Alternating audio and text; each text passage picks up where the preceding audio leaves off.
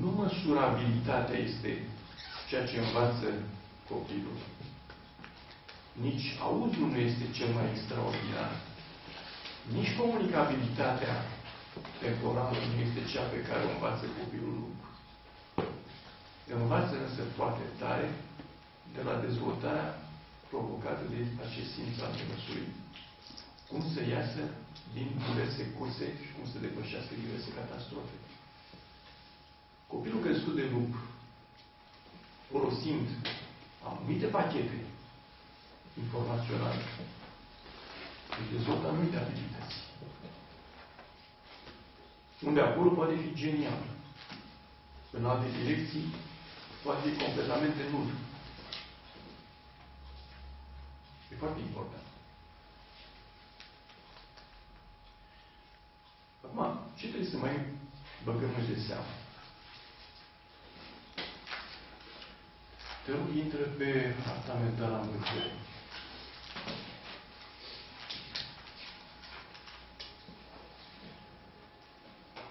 Se poate o întrebare? Da.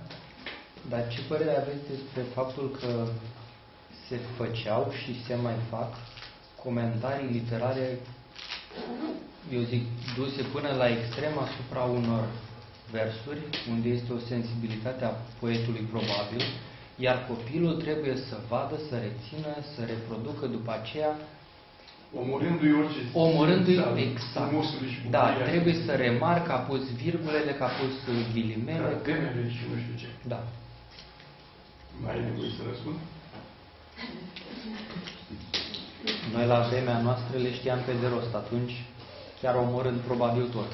Știți că Luceafărul lui Eminescu este considerată cea mai lungă poezie de dragoste și din lume. Întotdeauna. Și că este...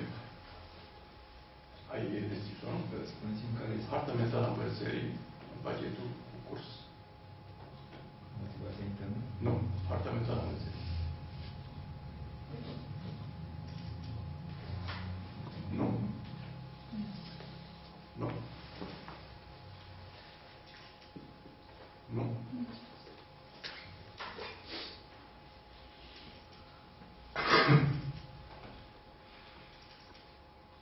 Nu, nu. Ai răbdare că spun eu. Nu. Imediat.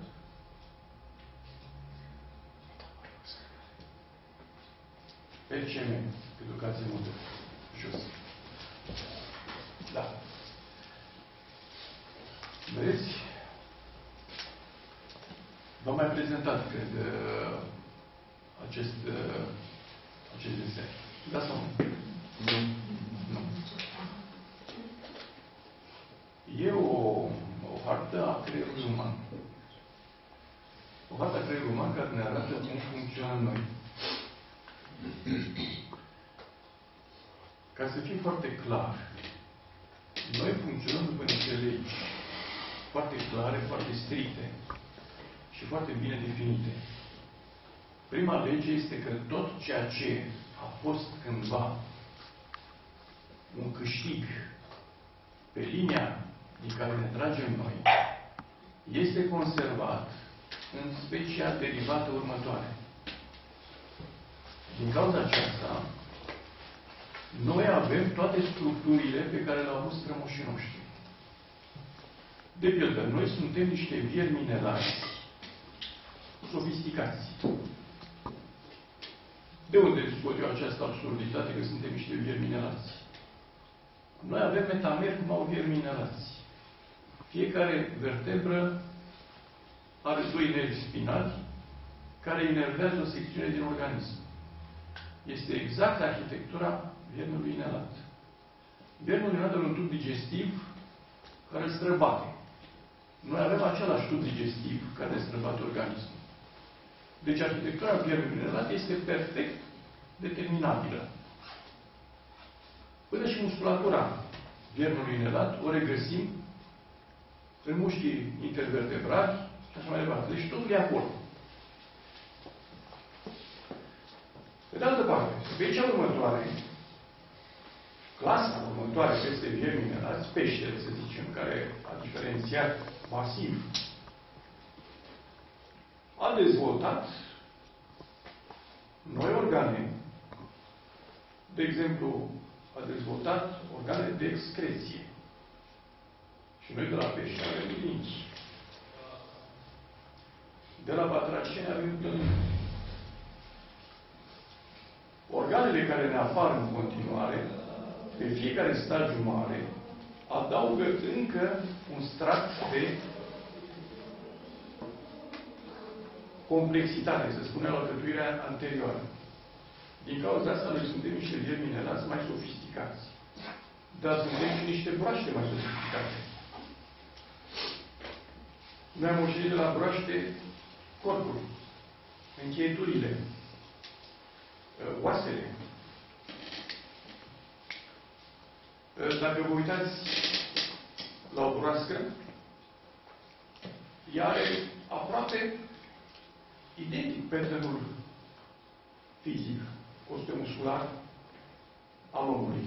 Când omul nată broasca și când broasca nată broasca, e o semnificativă asemănare în modul în care se mișcă, în încheieturi, în arhitectura întregului ansamblu. Suntem și reptile sofisticate și așa mai departe. Noi ne acumulăm, ne ducem istoria cu noi. Asta face ca la nivelul creierului noi să avem proiecția întregii evoluții. Din cauza asta avem un creier reptilian, un creier mammalian și un creier uman. Și o coloană vertebrală care conține tot ce a fost până la reptile. Deci tot ce a fost de la vierme la pește, spina cordata, se găsește în mărba spinării, unde avem reflexe diverse. Creierul nostru este o concrescență a măduvii spinării. Craniul format din 12 vertebre concrescute. De unde știu asta? Pentru că avem 12 perechi de nervi cranieni, care sunt nervii spinali a celor 12 vertebre concrescute, care s-au rearanjat altfel. Arhitectura noastră este complexă, dar noi, ne pierzând istoria, păstrăm comportamentele vechi. De exemplu, la nivelul creierului reptilian, noi avem în continuare comportamente de tip instincte și instincte sublimate. Instincte generoase, autosacrificiale. Vă puteți închipui un crocodil care se autosacrifică? Da. Îl puteți închipui, pentru că după ce îi spui de crocodil din nou, mama crocodilului ia în gură, fără să emită, îi duce în apă și îl păzește o vreme, fără să mănânce. Până când cuii sunt capabili să descurce singuri. Sunt instincte sublimate. Avem comportamente derivate din aceste achiziții vechi și care se manifestă pe emisfera dreaptă într-un fel, pe emisfera stângă într-un fel. Și le citim acolo. Deci avem comportamentele de partea dreaptă care ne dau autoarmonizare și autocontrol la instinctele sublimate. Mama crocodilă are un autocontrol, clar, ca să nu-și înghită cuii. Autoantrenare și autointegrare la instinctele sublimate. Ajutând cuii să se autointegreze în mediul înconjurător. Asta este baza pe care se dezvoltă și ar trebui să dezvolte educația.